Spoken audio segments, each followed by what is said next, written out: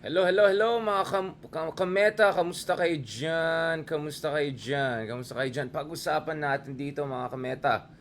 Itong latest developments dito sa ating bansa. Especially itong announcement. Very, very important announcement mga kameta. About no less than...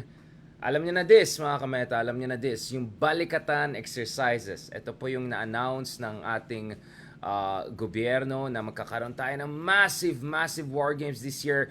More massive than any time in recent memories. In fact, exactly yun po yung prediction natin in the number of articles last year na magdodoble po yung numbers ng troops participating in this year's Balikatan exercises between the Philippines, US, with of course tawag dyan, special participation ng Australia, ng Japan. So medyo may pagka-quadrilateral yan mga kameta. And more importantly, there was a major announcement today kung saan pinag-usapan din mga kameta, ano yung magiging exercises, ano magiging key exercises na magaganap dyan sa Balikatan this year. Now, obviously, there are gonna be some sensitive issues I cannot share. There's some confidential exchanges we had with people who know about what's going on, including yung initial location. Actually, the initial location was supposed to be in Ilocos, but medyo na-move sa Zambales. Some of the exercises, you can guess what are the dynamics going on there. We're kind of gonna hint at a number of dynamics and factors influencing the trajectory and the type of exercises that the Balikatan is going to focus on. But clearly, mga kameta, what's going to be very important this year, very important this year, is not only the size. Size matters. We're looking at not 8,000 or 9,000 as big as that was. We're looking at 17,000 troops participating in this year's Balikatan. But more importantly also the kind of exercises, mga war games or drills na mga ganap this year. And one of them clearly has the West Philippine Sea or even a potential war in Taiwan in mind, because we're looking now at naval warfare mga kameta. Naval warfare. Naval warfare. And the possibility mga kameta na medyo maganda tayo for major showdown, conflict or potential conflict or showdown dyan sa West Philippine Sea and Taiwan. Again, remember mga kameta, I always say, the key issue here is deterrence. No one wants to provoke anyone. In fact, if anyone is provoking anyone, it's not the US, it's not the Philippines, it's not Taiwan, it's the country that is threatening invasion of Taiwan, it's the country that is bullying us in the West Philippine Sea. Connect the dots. Madali lang i-gets kung sino yan, diba? So let's be very, very clear about this. So mga kameta, let me just bring something crucial out here para pag-usapan natin yan. So something important. So pag-usapan natin mga kameta, what's gonna happen this year? So ito yung sinasabi natin mga kameta. So if you look at this year, the Balikatan exercises is gonna look at a very, very important drill, and that's to sink a boat in the West Philippine Sea. And clearly alam natin mga kameta, alam natin ano ang ibig sabihin niyan, ano ang ambag ng mga ganitong exercises. Clearly they're not pampakit lang. Clearly they're not pang lang, diba? Pampapogi lang. This is really now us preparing, first yan guys, first time yan us preparing talaga for all-out naval warfare. Again, this is a game of deterrence. This is the game of preparation, Post lang natin ito. Babasahin natin ng konti ito mga kameta para lang alam natin talaga yung kahalagahan ng itong mga pinag-usapan natin na bagay-bagay. Alright? I'll also discuss mga kameta why this is important in the broader context of EDCA. So clearly lahat yan mga related yan mga kameta. Yung EDCA, yung Taiwan, si BBM, yung Japan, Philippines, Japan-US Alliance, yung tinatawag ko na JAFOS. Kasama din of course dyan mga kameta yung pinag-usapan natin na AUKUS, kahapon pinag-usapan natin ng AUKUS mga kameta, So today naman pag-usapan natin ang in fact, it's not even a JAFOS per se mga kameta. It's really mga klase to What we're looking at mga kameta is an alternative quad, Philippines, US, tapos may Australia and Japan ka pa. Now, Richard Marles, the Deputy Prime Minister of Australia and their Defense Minister, was actually here just the other week, and he said that this year's Balikatan will be special because Australian participation will be big time. Medyo malaki-laki yung magiging contingent nila. Let's also look at Japan because over the past few years, Japan, mga kameta, has been sending a larger and larger contingent, including, for the first time since the end of World War II, an armored vehicle contingent yung isang taon. No? This is in 2018. No? So we will expect the Japanese to come in heavier and in a more consequential manner. Sorry lang, ang dami kong kasi kino-coordinate. Kailangan kong magpasa load dito, kailangan kong mag-ayos dito sa YouTube natin, pasensya na, nag-multitask ako, but I'm gonna go into this. So, pag-usapan natin ng konti yan, mga kameta, kasi mahalaga yan, no? Where we're entering some new waters, some important, literally, we're entering new waters, siguro, at least the kind of exercises we're gonna have. So, there are two things that are gonna be happening here. One is the size. We're going to go from 8,000 troops to around 17,000 troops, so that's more than double. The second thing, mga kameta, here is the type of exercises. So we're looking at island defense, or actually archipelagic defense exercises. So ayon sa itong news sa Philippine Daily Inquirer, kung saan of course columnist tayo, the armies of the Philippines and United States on Monday kicked off their biggest joint drills to date. No, so yung earlier this weekend na, which will include, quote, new tactics using lessons learned from Russia's invasion of Ukraine as they prepare, quote, to face adversaries from out of the country, in short, China. No? So clearly, we're learning our lessons from what's happening in Ukraine and Russia, and we're trying to apply that in the case of the Philippines, just in case, God forbid, there's going to be a showdown dyan sa West Philippine Sea or over Taiwan. Pag-usapan natin that. So about 3,000 soldiers from the Philippine Army and U.S. Army Pacific we're taking part in the annual, so by the way, ito yung salaknip or shield in Ilocano. Salaknib. Nib.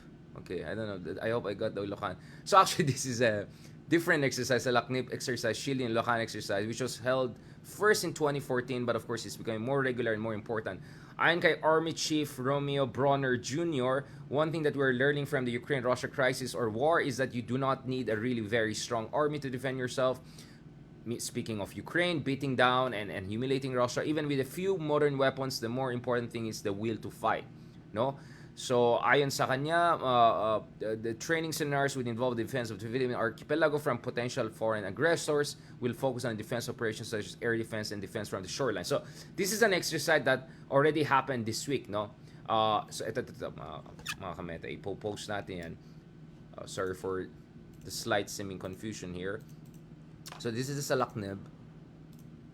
Okay, exercise. Of course, diba? Locus power. Ito. So this is huge, guys. So island defense yung ginawa natin dito. And then yung mangyaring Balikatan next month sa April naman is talagang magkakaroon ng training to sink a boat, no? Ito puntahan natin ito, mga kameta. Okay, so this is in March yung pinag-usapan natin ngayon, and then there'll be another major first, no? So, Filipino and American troops will sink a target vessel near Scarborough Shoal, kung saan actually may de facto control or administrative control ang China when the two allies carry out next month their largest joint military exercises to date. Ito ay ayon sa isang military official na kinausap ang Philippine Daily Inquirer recently. So, 17,000 troops will participate, almost twice the 8,900 soldiers or troops that participated in the Balikatan exercises last year, no? So the annual joint military exercises called Balikatan or Shoulder to Shoulder will run from April 11 to 28. Will feature some 12,000 US soldiers. So mas malaki yung number ng US soldiers, almost double the Filipinos. So around 5,000 Filipinos, around 12,000 American troops. No, huge. No, and then there'll be other observers and friends coming from other allied nations, no? Especially Australia, which has the status of forces agreement with us, and also Japan. No, so the anticipated sinking exercise of an old fishing vessels will be held some 22 kilometers, only 12 nautical miles off Zambales, or about 185 kilometers from Panatag Shoal, which of course kinuha ng China sa atin, de facto kinuha sa atin noong 2012. Ito ay ayon sa Balikatan spokesperson Colonel Michael Logico. No? Ayon kay Colonel Logico, we will be sinking a target vessel using a combination of artillery, naval gunfire, and aviation weapons. We'll be firing HMARS, High Mobility Artillery Rocket Systems. Our artillery, a combination of Philippine Air Force and U.S. Air Force rockets and bombs, and our frigates. Speaking of that, mga kameta, mahalaga to. Very, very interesting to. Very interesting to. Because may nakita tayong picture na nagsa-circulate online. At kanina pinost sa Twitter natin kasi marami tayong mga kameta dyan na alam nila na talagang mahilig tayo sa mga fighter jets, mga ganon. Itong pinost nita mga kameta, paki-confirm kung ito yung sa Laknip exercise pa yan. Kailan naganap yun? Ito pa yung this year. So ito pa yung picture ng FA-50 fighters natin kasama ng ito F-22 fighter, no? This is it. Wow, po talaga, no? Ayos. 'Di ba? Ito. Yan, yung hawak natin dito. Yan, sabay natin dito. Yan. So ito yung favorite natin na F-22 fighter. This is the best of its kind. Right, next level na yan, 'di ba? So yun ang nakasabay natin yung FA-50 fighters natin. So we're trying to catch up and somehow tinitry natin na makisabay, no, doon sa mga ating mga aliado, even if yung mga aliado natin ang gamit nila ay again, no offense, I'm gonna use some examples. So parang how should I put it, okay, this is wag na lang Ferrari, Lamborghini na lang kasi si anong maalala ko pag Ferrari. Okay, so Lamborghini yung nasa US, di ba? And then yung gamit natin ay hindi naman Toyota Vios. I mean, no offense, this is a great car. Siguro, sabihin natin, okay, Mazda 3. Okay. So, isang Mazda 3 at saka isang Lamborghini sumasabay. May laban naman ang Mazda 3. Mahal natin yung kotse na yan. Mga first natin yan. So yun, mga kameta. So, nakita ko yung picture na yun. Wait lang, parang Philippine-Us lang yan. Oh, wait lang. FA-50 fighters natin yan. So now pa lang we're trying to have these joint exercises with 5th generation fighters from the United States, mga kameta. And hopefully, down the road, mga kameta, once we get our 4.5 generation fighters, or at least more updated 4th generation fighter, F-16, updated F-16s, and then we're going to be more prepared to get our F-35 fighters. Because remember, katulad sinabi natin, these F-22 fighters are not going to be given to anyone else. This is purely for the U.S. Air Force. But the F-35 is becoming cheaper, more affordable, and more countries are operating it. Singapore is operating it. I think 2 different types, including vertical. Yung isa na vertically nag-rise, hindi or at saka yung Thailand is also looking at potentially purchasing F-35. So at least 2 of our neighbors are looking at getting F-35. I think Indonesia will also be in the mix after canceling their Su-35 and Su-57 deals with Russia because of sanctions concerns, secondary sanctions concerns, and of course everything is far more complicated right now because of the war in Ukraine. So yun, biglang na-excite tayo. So yan, nakikisabay na tayo, di ba? At least may supersonic fighter tayo na almost 4th generation fighter. So that puts us in a very good position, and hopefully we can do more and more of this, mga kameta. So medyo na-excite tayo doon. Now going back, no, nakikita natin ito mga kameta natin on YouTube, ang mga others nagko-comment, yung mga, especially yung mga may alam dyan sa military affairs. Yes, big yan because we're looking at really etong mga super advanced weapon system being used here together with our allies. So this is gonna put us in a very, very good position, mga kameta, as we move forward. Now obviously, as always, ang Philippines, hindi naman tayo kulang sa drama, right? So may mga hindi natutuwa sa mga nangyari, or at least are raising some sort of concerns. I mean, no less than Presidential Sister and Senator Amy Marcos earlier raised concerns about whether this, not only this Balikatan in general, but this EDCA and more military exercises in the northern Philippines, more and more U.S. troops in the northern areas of the Philippines, isn't this a little bit too provocative, no? We were supposed to have a separate meta actually on this, sibling rivalry ba? What's going on here?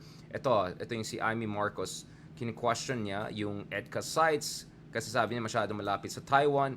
She also had concerns about some of these exercises, including Balikatan being held in the northern part of the Philippines, including Ilocos. So, very, very interesting dynamics here. Very, very interesting dynamics. And interestingly, it's not only her, but you also have, as I said, pinag-usapan natin yung mga kameta, yung mga yung iba kasi magbasa kayo bago kayo mag-comment na saan natin kinuha yung mga sinasabi natin. Lahat ng mga sinasabi natin mga kameta, kinukuha natin sa available sources, right?